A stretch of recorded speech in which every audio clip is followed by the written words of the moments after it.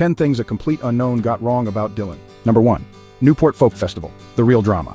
In A Complete Unknown, they made it sound like the Newport Folk Festival controversy was just about Dylan going electric. But there was a lot more happening. While Dylan's shift to electric music shocked the folk world, the festival's drama ran deeper than just his amplified sound. Folk purists booed, feeling betrayed by what they saw as Dylan abandoning traditional values, but others cheered his bold, artistic move. The movie overlooks that some of the backlash was actually due to technical sound issues, which added to the chaos.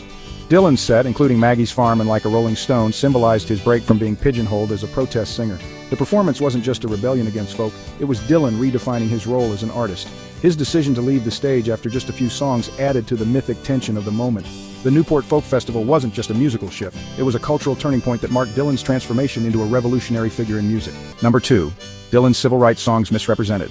In A Complete Unknown, they made it seem like Dylan's civil rights songs were all about broad, symbolic statements. But his approach was much more personal. Dylan's songs like Only a Pawn in Their Game and The Lonesome Death of Hattie Carroll were rooted in specific events and individuals, not just abstract ideals. The movie misses how deeply engaged Dylan was with the civil rights movement, performing at pivotal moments like the March on Washington. His lyrics tackled systemic injustice through vivid storytelling, making his songs feel immediate and raw. By reducing his activism to generalities, the film loses the nuance of Dylan's role as both an artist and an ally. Dylan's work wasn't just commentary, it was part of the movement itself, amplifying voices that needed to be heard. His songs were confrontational, forcing listeners to face uncomfortable truths about racism and inequality. Number 3. First tour missing details. In A Complete Unknown, Dylan's first tour is presented as a simple rise to fame, but the reality was far more complex. Dylan's 1962-63 performances weren't just about introducing his music to the world, they were about honing his craft in front of diverse audiences. Many of his early shows were small, intimate affairs, often in coffee houses where his charisma and storytelling captivated listeners. The movie skips over the challenges Dylan faced as a young artist trying to prove himself, including lukewarm receptions and learning to adapt his style for larger crowds. Songs like A Hard Rain's a Gonna Fall evolved during this time, reflecting his growth as a songwriter. The tour also marked his first steps toward becoming a voice for his generation. By not delving into the grit and grind of these early days, the movie misses how formative they were for Dylan's artistry. Number 4. Dylan Goes Electric, the real drama. In A Complete Unknown, Dylan's switch to electric is portrayed as a dramatic decision, but the film simplifies what really happened. When Dylan took the stage with a full band at the Newport Folk Festival in 1965, he wasn't just experimenting, he was challenging the expectations of an entire genre. Folk purists were furious, feeling betrayed by what they saw as Dylan abandoning his roots. The movie glosses over the courage it took for Dylan to embrace this transformation amidst the backlash. Songs like a Rolling Stone didn't just alienate old fans, they attracted a new wave of listeners who saw Dylan as a revolutionary artist. The tension during this moment wasn't just about sound, it was about identity and progress. By oversimplifying the event, the film misses the cultural stakes that made this performance legendary. Number 5. Dylan and Suze Rotolo, the real story. In A Complete Unknown, Suze Rotolo's influence on Dylan is briefly shown through her politics and activism, but her impact was far deeper and more personal. Suze introduced Dylan to civil rights activism and leftist politics, inspiring songs like Blowin' in the Wind. She also opened his eyes to literature, including Bertolt Brecht's politically charged plays and Arthur Rimbaud's surreal poetry, both of which shaped Dylan's lyrical depth. Her encouragement led Dylan to experiment with vivid imagery and layered storytelling, evident in songs like A Hard Rain's a Gonna Fall. The movie misses how much Suze challenged Dylan intellectually, pushing him beyond traditional folk music. Beyond being a muse, Suze was central to Dylan's transformation into a generational voice. Without her, his evolution into a groundbreaking poet might have taken a very different path. Number 6. Dylan's role in the March on Washington, fact versus fiction. In A Complete Unknown, Dylan's involvement in the March on Washington is mentioned briefly, but the film skips key details. Dylan wasn't just a performer, he was deeply committed to the cause, standing alongside leaders like Martin Luther King Jr. At the march, Dylan performed songs like When the Ship Comes In and Only a Pawn in Their Game, which directly addressed systemic racism.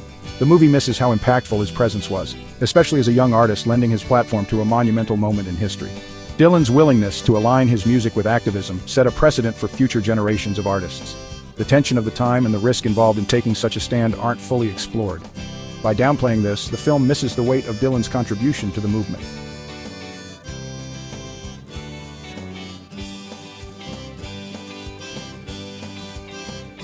Number 7. First record deal. The untold details. In A Complete Unknown, Dylan's record deal is treated as a natural stepping stone, but the reality was full of chance and controversy. Dylan's introduction to John Hammond at Columbia Records was thanks to Carolyn Hester, who invited him to play harmonica for her recording session. Hammond saw potential in Dylan but faced resistance from the label, which doubted Dylan's commercial viability. The movie skips over the tensions within Columbia as Hammond fought to sign him despite the risk.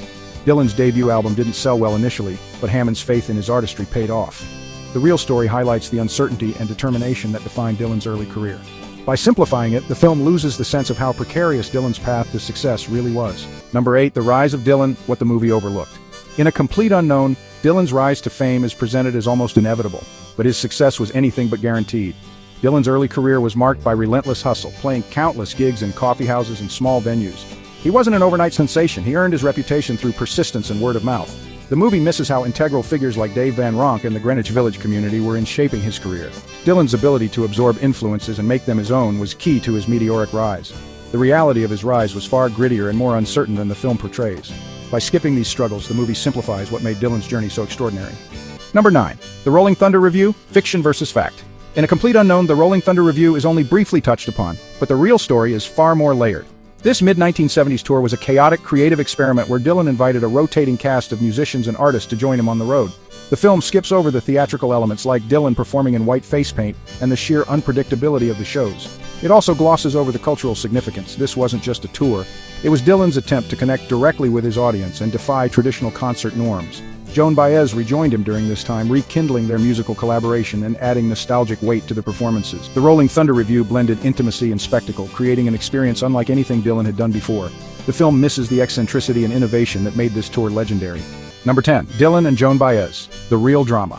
In A Complete Unknown, Dylan and Joan Baez's relationship is oversimplified as a brief romance and collaboration, but the truth is much more dramatic. Baez was instrumental in Dylan's rise, introducing him to her audience and championing his music when he was still relatively unknown.